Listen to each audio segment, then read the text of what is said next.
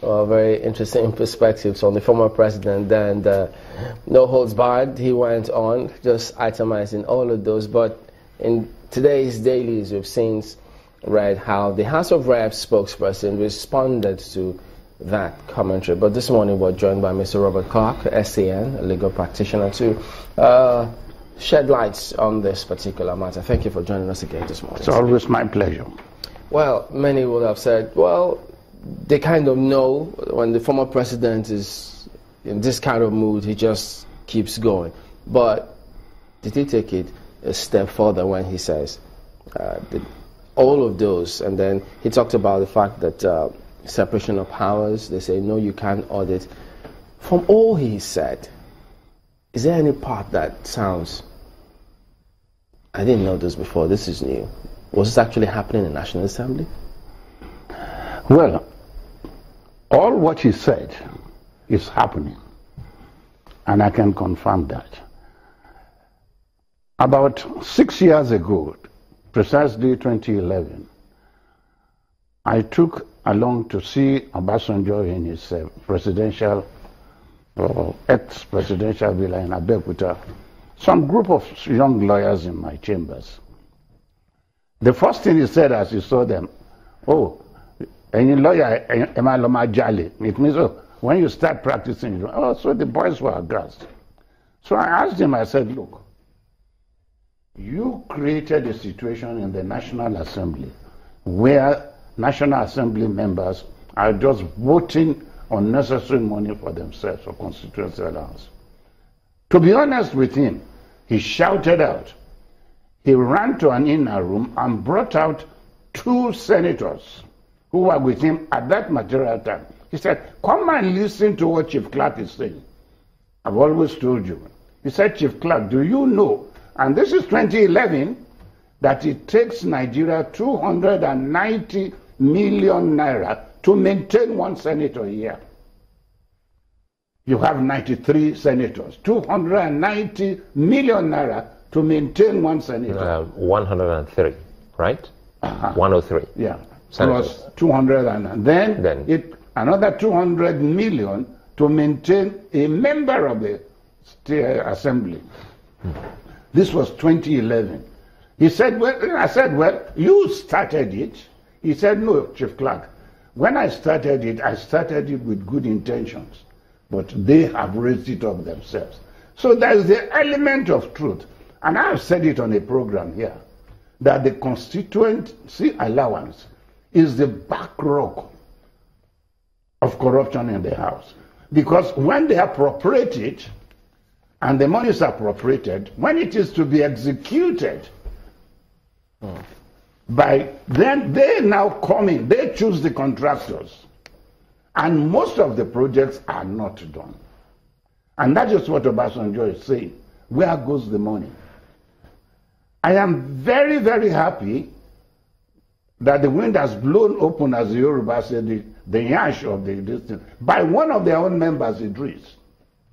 And I'm very happy to say this today. I have been a critic of the EFCC, but I'm happy that at the last sitting here, when I criticized the way they were prosecuting and all this, there had been serious changes. One, I discovered the Attorney General has now set up a panel for prosecutors, which is the good thing, instead of EFCC bringing in senior advocates. And now EFCC has been following due process by not just incarcerating people until they investigated them. So I'm happy with the way EFCC is going now. And they are doing a good job. So they should now undertake, since there's a report before them by Idris, they should now undertake to do what Obasanjo is asking them to do and investigate. You think that will ever happen? Because for a moment, almost everyone, there's been a lot about that allegation from one of their own until just recently that we get to hear from President Obasanjo.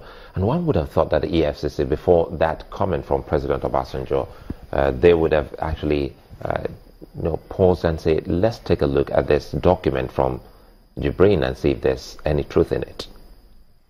Look, let us be honest. The problem in Nigeria, we have 3 problems. Corruption, number 1. ethnicity number 2, religion number 3. These are the 3 problems. Corruption starts as number 1. Corruption has been created by the system of governance we have. You see, the presidential system of governance that we have allows Mr. President to have all executive powers, allows him to have what you call security votes, which are unaccounted for. The governors also. The governors in a state, they control the finances of the state, they control the employment, they control everything. So the system breeds corruption. Before a governor can become a governor, he has to traverse the whole of the state campaigning. Because of the type of constitution we have, he has to spend a lot of money to mobilize support. Where does he get the money from? Either he looks for godfathers who are going to sponsor him, or he goes to borrow money, and the first thing he does when he gets into power is to steal. Number 1, the first avenue of stealing by a governor is what they call the security vote. Nobody knows how much is paid, and this security vote has no basis in law. It's an illegal, appropriation. Security votes came into existence in Nigeria when the military were in power. Because by the way and manner they come to power through a coup, they ask for this security vote so that they can snoop people who are trying to stage a counter coup. But this is a democracy. The governors now have started taking it over. It has no basis in law. It has no basis in the constitution. It is illegal. It is unlawful. They have been spreading money unlawfully, illegally, and they should be made. All the governors since 1998 need to come and account for this money. Well, the National Assembly will always respond to this kind of allegations from anyone who speaks about it, because many times, even when we bring them here, they think that there's this undue attention on them, but it's the public office they will always be focused on. But the House of Reps spokesperson, Mr. Namdas, in that which is widely circulated, yes, we've seen this when he also did say Obasanjo, grandfather of corruption. But he then says, part of what was also published is about the budgets of the National Assembly. He says, now, the budget, he says, is very high. I'm just reading from some of the text that was published here. It says the National Assembly is grossly underfunded.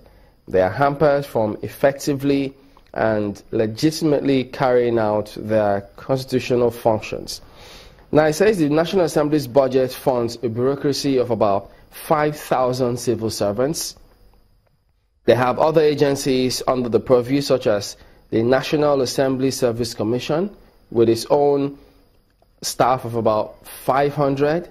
And now he says even the Public Complaints Commission is a parastatal under the federal government, under the National Assembly. So, by extension, it says it's not just about the 109 senators or 360 representatives. This is a huge budget. Is this tenable to you?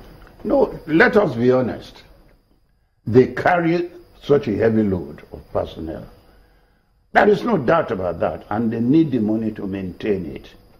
But what we are saying is that the loophole that gives room for corruption is this constituency allowance. You cannot steal from the appropriated money to maintain the service. You have to pay the clerks, you have to pay the orderlies, you have to maintain your generating set. There is no doubt about that. There's an element of fact in what he has said. But where the corruption starts is this constituency allowance. Why should you vote billions for constituency that is never carried out? Or is carried out in a way that only about 10 of it is accounted for. Because the thing about that is, it's always been a bone of contention, this constituency projects, even during former President Obasanjo's time. But during President Yar'Adua's time, I think they wanted to go to court. But at some point, it didn't happen. and then the controversy continues. I don't know, I think recently the president said they were not going to either fund it or something, but isn't the system encouraging that? If they feel that, look, this cannot be, shouldn't an arm of government, maybe the executive, have taken this matter to court and then we'll settle it once and for all? Do they have the powers to do that? No, let's be honest. The Constitution allows for separation of powers. The budget approval is done by the National Assembly. And when the executive sends the budget proposal, they will now pad it up and say, look, add this as our constituent allowance projects. Is that a legislative function? It is a legislative. It's done all over the world. There are even scandals in America. I remembered about 20 years ago, an American president was visiting a state, and one of the senators has asked as constituency project the building of a bridge. And the president was asking, he didn't see the bridge. So he said, where is the bridge, you know? So there is corruption, even in civilized countries, in this constituency allowance. But there is, in other countries, the mode of, checking corruption. Here, there is no mode of checking corruption on this constituency assembly. There hasn't been any attempt at that, because that's the problem. Who is going to start it? The attempt now available to us, which is a God-sent attempt, is that Jibrin has now come out to say, yes, there is corruption. Why should we not look at it now? We must do it. If they don't do it, a human rights group is going to, take, the National Assembly to court.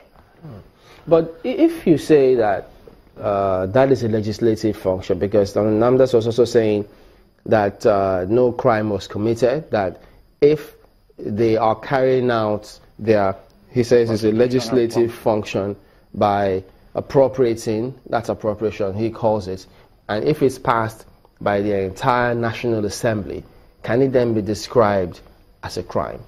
It is not a crime to pad. The crime comes up when after you had padded and the appropriation has been approved and the executive now is to carry out the appropriation. And then you, the owner of the constituency and the constituency, now goes to the executive, oh, this is the contractor that is going to do my appropriation. And then the money is released. How it is spent, nobody monitors it.